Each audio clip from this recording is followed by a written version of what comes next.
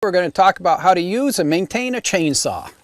Now we're going to show you how to sharpen the chain, what I call a touch-up that I do every hour or two if I'm doing some serious cutting, or more frequently if you've cut into some dirty wood. We always try to avoid cutting into any kind of dirt on the wood because it dulls the chain very quickly. But I want to show you how to touch it up. And what I usually do is touch it up maybe 10 to 15 times. Then I take the chain off and bring it to a sharpening company that actually grind it. They'll get the angles perfect on it for you. So let me show you how we're gonna sharpen it. First, we need the file. There's different size files for different size chains.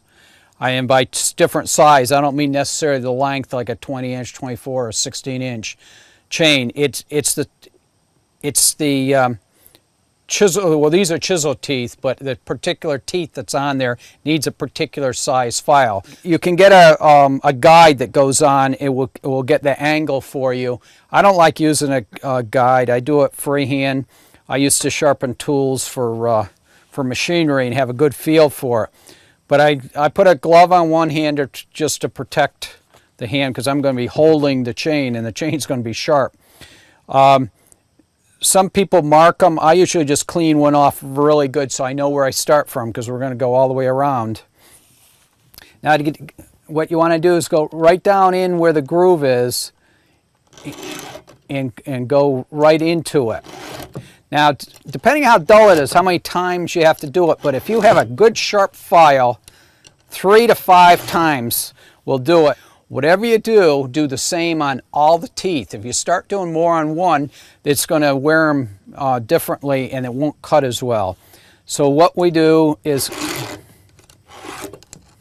cut it like so. Then we advance the chain to the next one, repeat the process all the way around until I find my marked one. Then we reverse the saw and I'm right-handed, so I like doing it with the right. If you can do with your left hand, you could switch hands too. But we do the ones on this side too. So we just cut down through them the 3 times on this one. We go to the next one.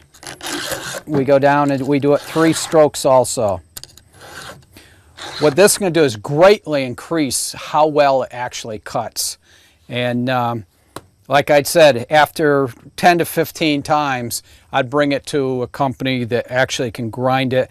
They'll straighten out the angle you've gotten off a little bit and get it good and sharp for you. I would do this whenever it seems to be getting dull. And how you can tell it's getting dull, if the chips are coming out, if it starts to look dusty, like a fine sawdust, you know your blade's dull. The chips should be good size, and if they are, you probably have a sharp blade.